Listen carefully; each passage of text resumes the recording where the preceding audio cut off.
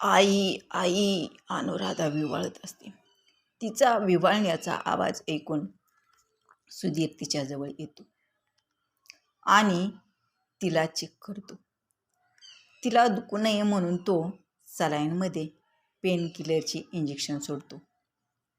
ते जसजशी शरीरात जाईल तसतसं ती शांत होऊ लागते. वहिनी वहिनी सुधीर तिला हाक मारतो. तशी ती डोळे किलकिले करून बघते. भाऊजी तुम्ही इथे? ती घाईघाईने उठून बसायला जाते. अचानक तिच्या पोटात कळ येते. वहिनी काय करता? झोपून राहा तुम्ही, तो तिला बळी झोपवत बोलतो. ती आजूबाजूला बघत असते. भाऊजी मी कुठे आहे? ती आजूबाजूला निहाळत बोलते. वहिनी तुम्ही हॉस्पिटलमध्ये आहात. ते तुम्ही बाथरूममध्ये पाय घसरून पडले होते त्यामुळे आम्ही तुमच्या बाळाला नाही वाचू शकलो. खरं तर तिला खरं सांगायला आवडल्यासारखे वाटत होते म्हणून तो खोटंच बोलतो. नाही भाऊजी ते शक्य नाही, माझं बाळ. ती रडू लागते. तिला कसं शांत करायचा हा प्रश्न त्याला पडलेला असतो. हे खरं आहे वहिनी, आता तुम्हाला सावरायला हवं, तो स्वतःचे पाणवले डोळे पुसत बोलतो. हो अनु बाळा, सुधीर जे बोलत आहे ते खरं आहे. सांभाळ स्वतःला आणि लवकर ठीक हो. अजून तुला तुझ्या बाळाच्या खुन्याला शिक्षा द्यायची आहे. असं रडू नकोस, खंबीर हो बाळा. त्याला त्याच्या गुन्ह्याची शिक्षा तर त्याला मिळालीच पाहिजे. त्या तिला शांत करत बोलतात. सुधीरला तिला तिच्या गर्भाशयाबद्दल सांगण्याचे धाडस होत नाही.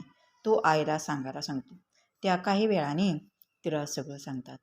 ते ऐकून तिच्या पायाखालची जमीन सरकते. त्याच दिवशी रात्री तिचे आई बाबा आणि दोन्ही भाऊ येतात. बाळ अनु मला माफ कर. हे सगळं माझ्या हट्टामुळे झालं. मला तुझ्यावर थोडा तरी विश्वास दाखवायला हवा होता. पण मला वाटलं जसं पद्मिनीने केलं तसं तू केलंस तर, म्हणून मी कठोर झालो. पण मला काय माहिती मी माझ्या मुलीला सुख नाही आयुष्यभराचे दुःख देत आहे. तिचे बाबा हात जोडून तिची माफी मागू लागतात. सॉरी मिस्टर थोरात, यासाठी मी तुम्हाला आयुष्यभर माफ करणार नाही. तुम्ही माझ्या स्वप्नाचा खून केला आहे. मिस्टर थोरात, सगळ्याच मुली तशा नसतात.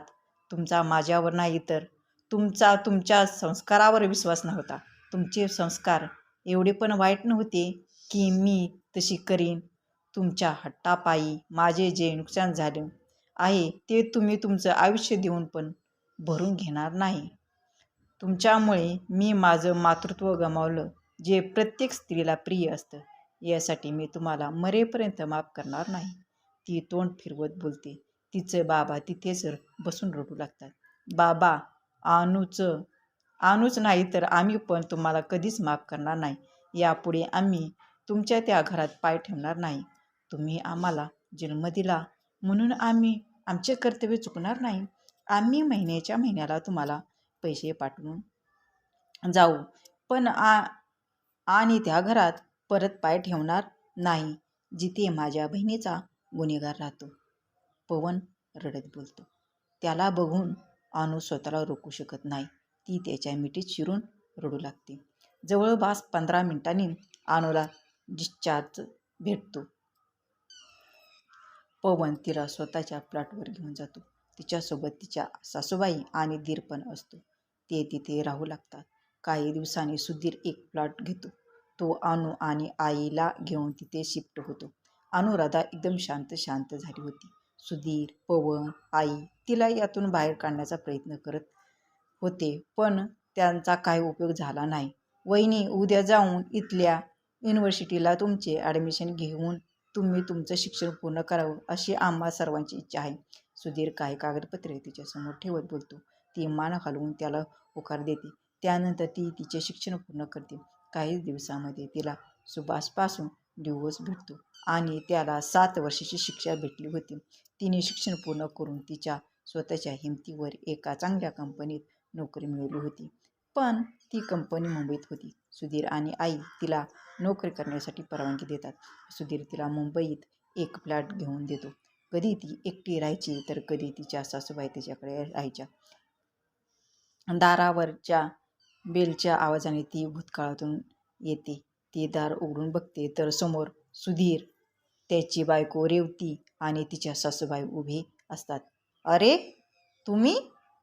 असं अचानक न सांगता? सगळं ठीक आहे ना?" ती आश्चर्याने विचारते. "हो, तुझी आणि तुझ्या हातच्या जेवणाची खूप आठवण आली म्हणूनच आलो." रेवती तिला मिठी मारत बोलते. "ओ मॅडम, तुम्ही खास मला भेटायला आणि माझ्या हातचे जेवायला? एवढ्या लांब येणार नाही, मला माहीत आहे." अनुराधा तिचा हात धरून तिला स्वतःजवळ बसवत बोलते. "नाही नाही पोरी, तुला भेटण्याची आणि बघण्याची इच्छा झाली म्हणून आलो, बाकी काही नाही." त्या तिला जवळ घेत बोलतात. ती उठून त्या तिघांसाठी चहा बनवते आणि रात्रीच्या जेवणाची तयारी करू लागते. जेवण झाल्यावर सुधीर आईला खुणावतो आणि ते दोघे झोपण्यासाठी रूममध्ये जातात. अनुराधा दोघांसाठी बेड तयार करते. "अनु पोरी, इथे माझ्याजवळ बस." त्या तिला स्वतःजवळ बसवतात. "काय झालं आई?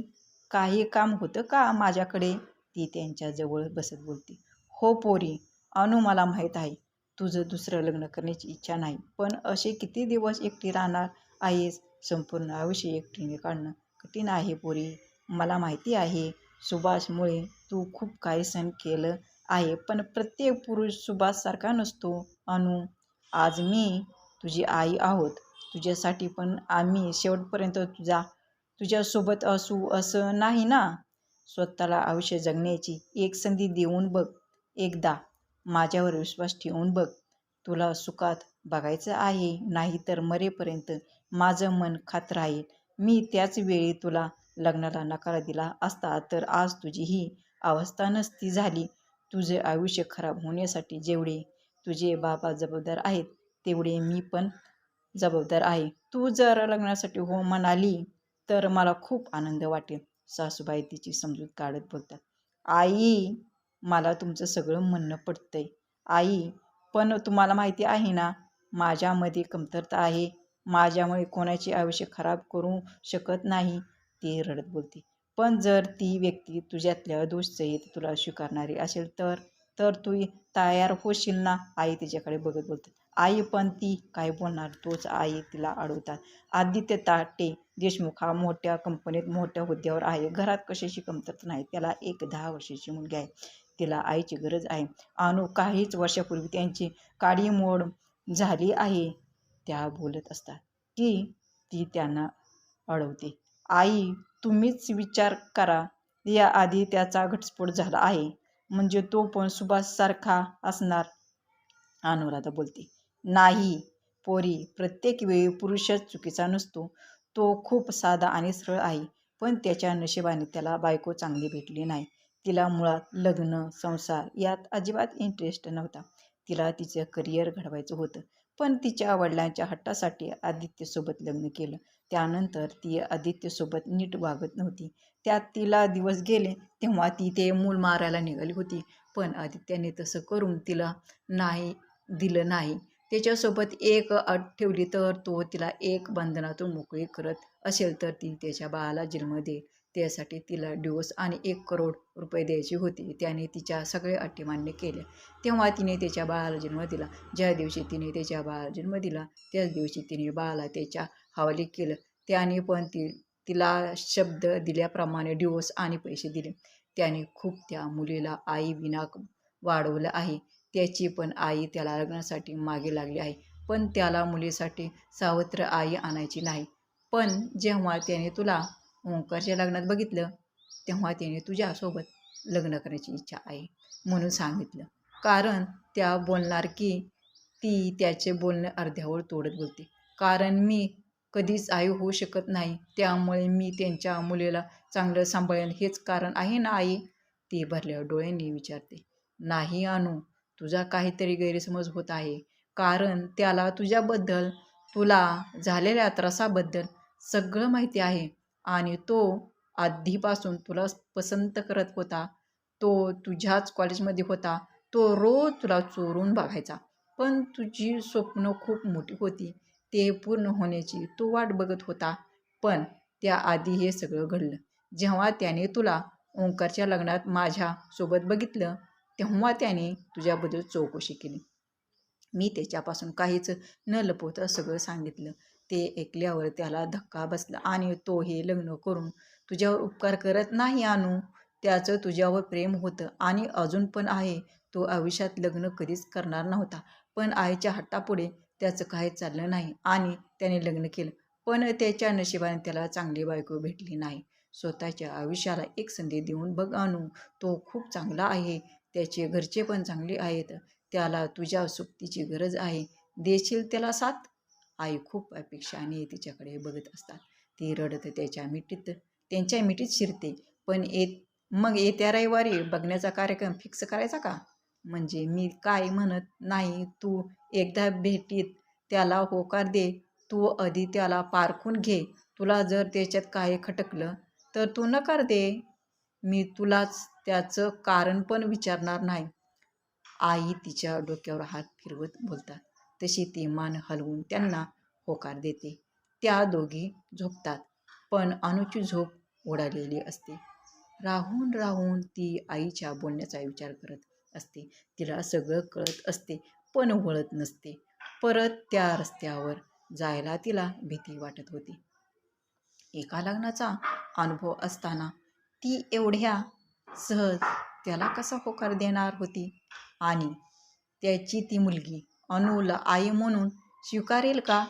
बरेच प्रश्न अनुच्या डोक्यात घोळत होते. सकाळी तिला अलार्मच्या आवाजाने जाग येते. रात्रभर झोप न लागल्याने ती बेचैन असते. त्यात हे लग्नाचे. ती त्याच विचारात घरातील काम आवरून ऑफिसमध्ये येते. आज तिचं कोणत्याच कामात लक्ष नसते. ती झालेल्या कामाची फाईल घेऊन मॅनेजरच्या केबिनमध्ये घुसते. तो तिला घाणेरड्या नजरेने बघत असतो. त्याचे ही अशी बघणे तिला त्रासदायक वाटत होते. ती त्याला हाक मारत भानावर आणत फाईल त्याच्यासमोर ठेवते. हे काय अनुराधा, किती चुका केल्या आहेत. तुमचं लक्ष कुठे असतं? हल्ली ऑफिसची कामं सोडून भलतीकडे लक्ष असते तुमचे. तो उठून तिच्याजवळ येतो. अचानक सगळे घडल्याने ती घाबरून जाते. मी तुझ्या सगळ्या चुका दुरुस्त करेन, पण मला एक हवं ते देशील तर. आणि शिवाय प्रमोशन मिळेल. फक्त एक रात्र. तो तिच्या जवळ येत बोलतो तशी ती चिडून त्याच्या कानाखाली मारते. त्याचा आवाज बाहेरपर्यंत जातो. तुला काय वाटलं मी अशी तशी आहे?